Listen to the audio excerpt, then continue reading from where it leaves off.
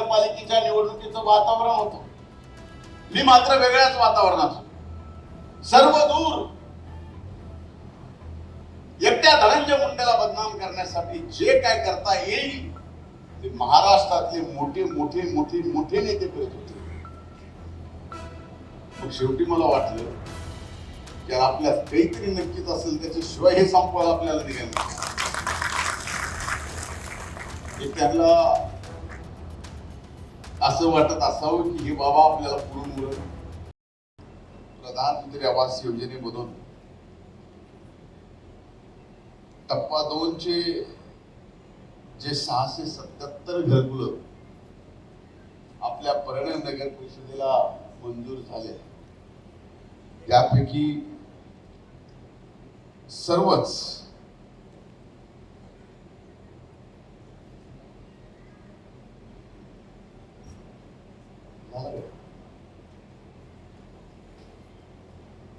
प्रत्येक लाभार्थ्याला 1 लाख रुपये देण्याचा हा कार्यक्रम या ठिकाणी आयोजित केला.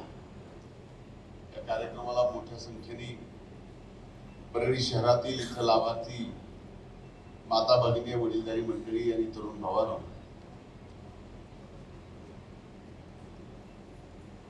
आणि पत्रकार मित्रांनो, मला अभिमान वाटतोय ज्या वेळेस पासून ही नगर परिषदेचं कामकाज आपण पाहतोय, 17, 18, 18, 19, 19, 20, 21, 22, 22, 23, 23, 24 3000 घरकुल आपण या परळी नगरीमध्ये या दरम्यानच्या काळात दिली. आणि आता 25-26 मध्ये पहिलाच टप्पा आहे. याच्यात 677 घरकुल या ठिकाणी मंजूर झालेले आहे आणि त्याचा 1 लाख रुपयाचा चेक आपल्याला या ठिकाणी देण्यात आला. मला खात्री आहे, मी अनेक गोष्टी पाहिल्या व्यक्तिगत लाभाच्या. ज्यावेळेस व्यक्तिगत लाभाचा इतर घरकुल सोडून निधी आला की तो निधी दुसरीकडे जातो, पण प्रधानमंत्री आवास योजना असेल किंवा रमाई आवास योजना असेल, या योजनेतला 1 रुपयाही तो लाभार्थी दुसरीकडे कुठेही लावत नाही, स्वतःच घरच बांधतो. हे मात्र आपल्या परळी शहरामध्ये आम्ही पावला पावलावर पाहिलं. आज या परिस्थितीत आपल्या घरावरचं पत्र निघून आता छप्पर येणार. मी तर घरकुलाचे लाभार्थी असे पाहिले की लाभार्थ्याला घरकुलाची एक रक्कम जी मिळणारी आहे ती एक ठराविक रक्कम आहे, पण काही जणांनी इतर कावाड कष्ट करून आपले 4 पैसे अधिकचे लावून चांगलं घर केलेले हे सुद्धा आपण गाव भागामध्ये त्या ठिकाणी शिवाजीनगर परिसरात आहे. म्हणून मी आज या कार्यक्रमाच्या निमित्तानं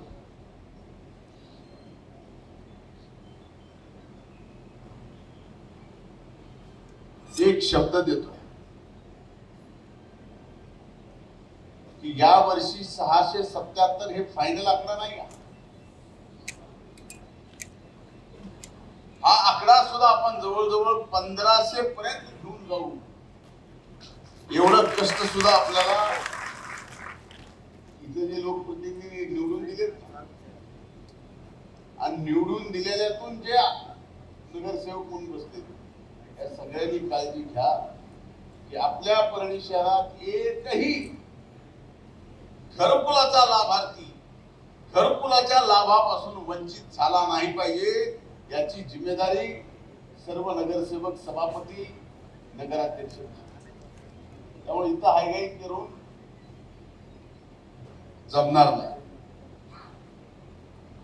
एखादा जरी लाभार्थी तुमच्या तावडीतून सुटून आमच्यापर्यंत आला आणि सांगितले की आम्हाला घरकुल द्यायला मदत झाली नाही, तर मात्र ती बरोबर होणार. तिसरी महत्वाची गोष्ट, निवडणूक होऊन 2.5-3 महिने झाले, निवडून आलेला वाटतं मी माझ्या या सगळ्या ताकदीवर निवडून आलोय, आणि जो पडलाय त्याला वाटतं की ज्याला मी लाभ दिलाय त्यांनी मला मतदान केलं म्हणून पडलं. याचा अर्थ एवढाच आहे की एकदा का निवडून तुम्ही आलात की तुमचे मतदार तुम्हाला मत दिलेले फक्त, बाकी सगळं वाऱ्यावर सोडून द्यायचं असं करून जमत नाही. ज्या वेळेस तुम्ही निवडून आलात त्यावेळेस तुम्ही प्रभागातल्या संपूर्ण लोकसंख्येचे प्रतिनिधी आहात. संपूर्ण लोकसंख्येची कामाची जबाबदारी तुमच्यावर पडणार आहे. तिथं मात्र भेदभाव आपण करू नका, एवढीच हात जोडून कळकळीची विनंती आहे. कारण माझ्यासारखा माणूस ज्यावेळेस लोकप्रतिनिधी म्हणून निवडून येतो, निवडून आल्यानंतर कधी जात पात धर्म काही पाहत नाही. जे येईल तो आपला आहे, भले तरी काल आपल्याला शिव्या दिलेल्या असतील, आणि आज जर आपल्याकडे काम घेऊन आला आणि ते काम आपल्याला करायचं कर्तव्य जर भगवंताने दिलं असेल तर ते कर्तव्य आपल्याला पारच पाडावं लागेल. नाही पाडलं तर भगवंताचा अपमान असतो. ही काळजी आपण सर्वांनी घ्या. राजा बस कर रे, 30 वर्ष दिल्या का बदललंच नाही. म्हणून माझी आपल्या सर्वांना विनंती, नवीन इनिंग चालू झाली आहे तुमची, मला मोठा टप्पा गाठायचा. नवीन इनिंग चालू व्हायला आणि नगर परिषदेमध्ये पैसे नसावे विकास कामासाठी. त्यामुळे नगरसेवकांचे चेहरे नगरसेवक होऊ नये. 2.5 महिन्यानंतरही आनंदी मला दिसत नाही.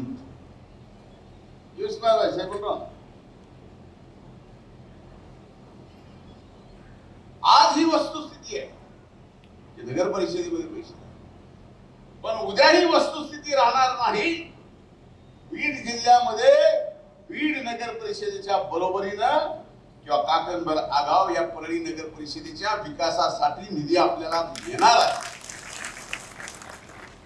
आणि त्या निधीमधून सुद्धा फार मोठ्या प्रमाणात आपण सामाजिक उपक्रम पुढे करणार. मराठवाड्यात नसेल एवढी सुंदर लायब्ररी भैया आपण या ठिकाणी परळी शहरात आज 43,000 पुस्तक आहे. अशी ही लायब्ररी जतन करणं, त्याचा रोजचा खर्च आणखीन मोठी करणं, तिथं स्टडी सेंटर आहे, ह्या सगळ्या गोष्टी सुद्धा काही जणांनी जबाबदारी घ्या की तिथे पोरं अभ्यासाला आले पाहिजे. त्यांना काही जणांना दाखवा, काही शाळांना दाखवा, काही कॉलेजला दाखवा. एकदा बोलून घ्या, त्या कॉलेजला निमंत्रण द्या, विद्यार्थ्यासहित बघा ही लायब्ररी. तुम्हाला तिथं वाचायची व्यवस्था पाहिजे, तिथं व्यवस्था आहे तशी, तेवढी शांतता. शेवटी आपण समाज उपयोगी घेतलेला एखादा उपक्रम आज त्या समाजाने त्याचा फायदा घेणं गरजेचं आहे. मला आणखी एक आपल्या सगळ्यांच्या समोर एक गोष्ट बोलायची आहे, तेवढं बोलून मी माझं या ठिकाणी भाषण संपवणार.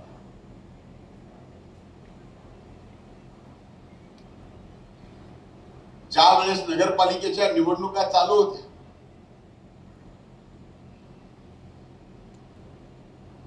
महाराष्ट्रभर नगरपालिकेच्या निवडणुकीचं वातावरण होतं. मी मात्र वेगळ्याच वातावरणात होतो. सर्व दूर एकट्या धनंजय मुंडेला बदनाम करण्यासाठी जे काय करता येईल ते महाराष्ट्रातले मोठे मोठे मोठे मोठे नेते करत होते. मग शेवटी मला वाटलं की आपल्यात काहीतरी नक्कीच असेल, त्याच्याशिवाय हे संपवायला आपल्याला निघाले. त्यांना असं वाटत असावं की हे बाबा आपल्याला पुरून उरत.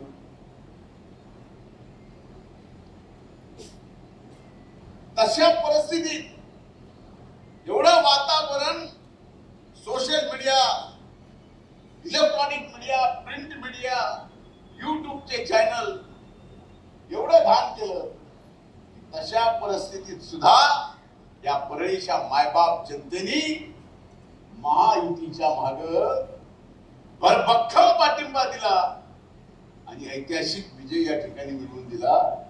नगराध्यक्ष पदाचे आपले विजयी उमेदवार ज्यांनी आपल्या नावाने बाजीराव भैयाला पद्मश्री दिलेली,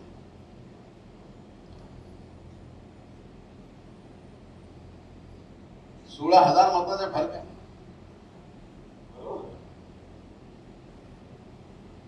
बाकी नगरसेवक मला माहिती आहेत कोण किती फरकानं आलंय आणि कोण किती फरकानं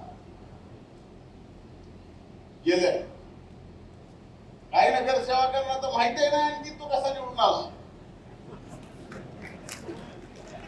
मला एकट्यालाच माहिती. आणि पहिली वेळ नाही, ज्याला पाडलाय त्याला मी तसाच निवडून आणला आणि जो आलाय त्याला आणखीनही माहित नाही तो कसा निवडून आला. असं सगळं एकूण आपल्या सगळ्यांनी कष्ट घेतले, त्यातून आज परळीच्या मायबाप जनतेने आपल्यावर जिम्मेदारी दिली आहे.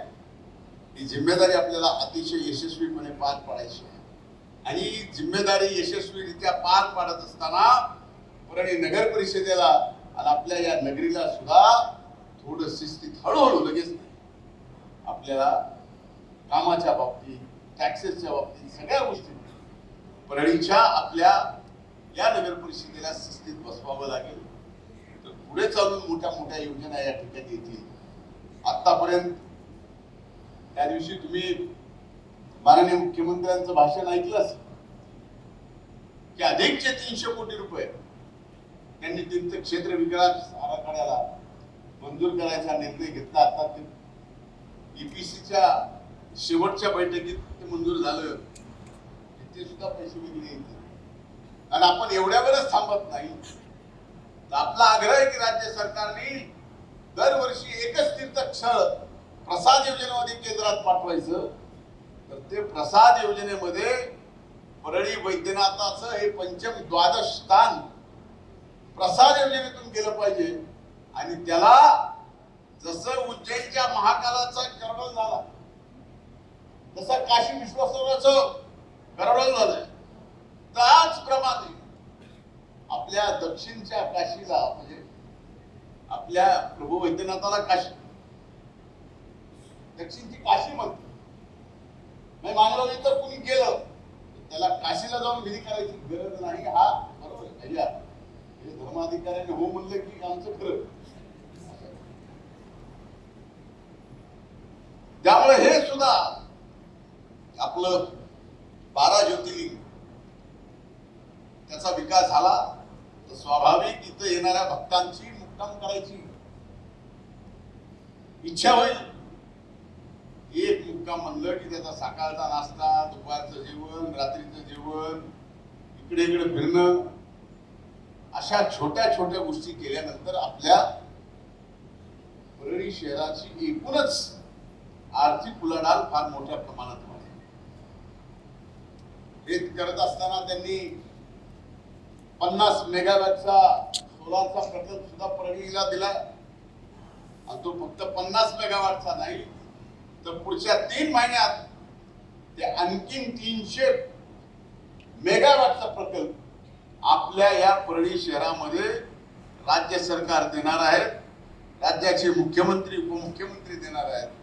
1 मेगावॅट म्हणजे 1,500 कोटी रुपयाची गुंतवणूक सोलारच्या या एका प्रकल्पामध्ये आपल्या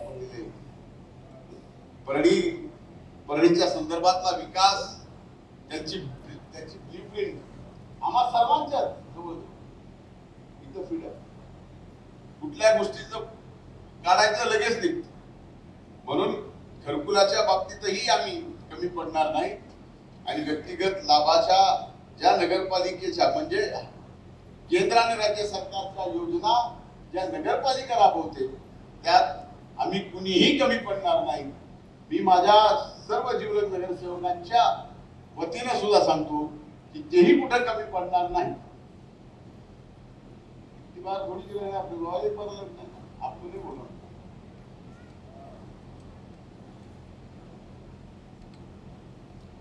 म्हणून हे सुद्धा जबाबदारीपूर्वक काम करतील. आपण पण सहकार्य करा एवढीच कळकळीची विनंती करतो. इथंच थांबतो आणि पुन्हा एकदा मी आपले याच्यासाठी आभार मानतो की या सर्वांना तुम्ही भरघोस मतानं विजयी केलंय. याचे उपकार मी माझ्या अंगावरच्या कातळ्याची जोडी करून जरी तुम्हाला घातली तर भेटू शकत नाही त्याची मला जाणीव आहे. म्हणूनच शेवटच्या श्वासापर्यंत या परळीच्या मातीतल्या प्रत्येक माणसाची पद असो नसो कायम सेवा करत राहायची एवढंच एक ध्येय घेऊन मी या ठिकाणी आता उतरलोय. एवढं आपण लक्षात ठेवा. खूप खूप धन्यवाद.